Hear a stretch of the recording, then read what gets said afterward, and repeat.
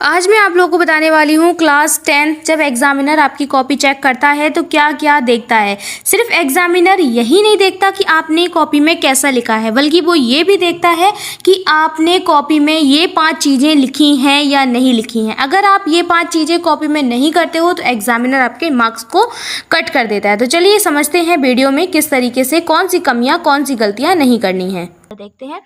सबसे पहले question number जो आप लिखते हो, अगर उसको सही तरीके से लिखते हो तो एग्जामिनर आपके नंबर ठीक से देता है। जैसे कि आपने क्वेश्चन जो आपका था प्रश्नोत्तर संख्या डाली है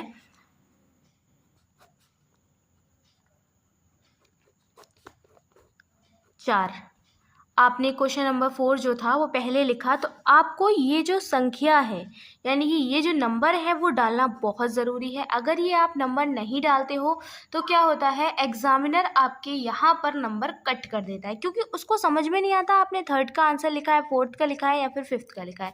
तो ये जो आपका क्वेश्चन नंबर है ये बहुत ज़्यादा ज़रूरी है। अगर आप ये क्वेश्चन नंबर डालते हो तो आपके मार्क्स यहाँ पर बिल्कुल नहीं कटने वाले हैं। देन नेक्स्ट पॉइंट आता है पॉइंट वाइज आंसर लिखना। अगर आपने अपने आंसर को पॉइंट वाइज लिखा है तब आपके नंबर बिल्कुल नहीं कटते हैं। जैसे कि आपसे कोई क्वेश्चन पूछा गया है, उसमें पॉइंट पूछे गए हैं, तो आप उसको पॉइंट 1 2 3 कर दिखाते हैं तो आपके नंबर नहीं कटते हैं। इस तरीके से आपको अपने क्वेश्चन को आंसर को डिफाइन करना है। अगर आप इस तरीके से अपने आंसर को डिफाइन करते हो फिर आपके यहाँ पर नंबर नहीं कटते हैं। नेक्स्ट चीज़ आती है कीवर्ड्स अंडरलाइन करना। कीवर्ड्स अंडरलाइन करना क्या होता है, अक्सर बच्चों को इस चीज़ में प्रॉब्लम होती है कीवर्ड्स को अंडरलाइन करना। जैसे कि हमसे क्वेश्चन पूछा गया है इंग्लिश का, हु वॉज लेंचो, तो यहाँ पर अगर हमसे लेंचो का क्वेश्चन पूछा है तो हम क्या करेंगे। जैसे कि ये हमसे क्वेश्चन पूछ लिया गया था तो हमने क्वेश्चन को जब आंसर हम लिख रहे थे तो हमें यहाँ पर क्या करना है, हेडिंग डालनी है। ठीक है, हेडिंग डालोगे, पहले तो आप उसको डिफाइन करोगे थोड़ा सा। Lencho was a poor farmer. He lived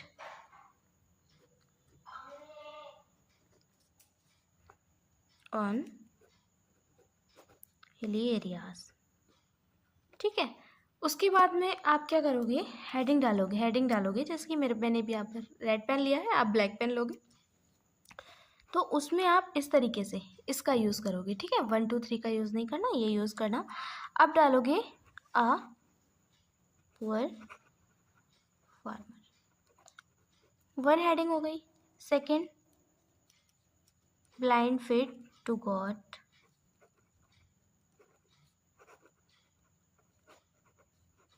to God.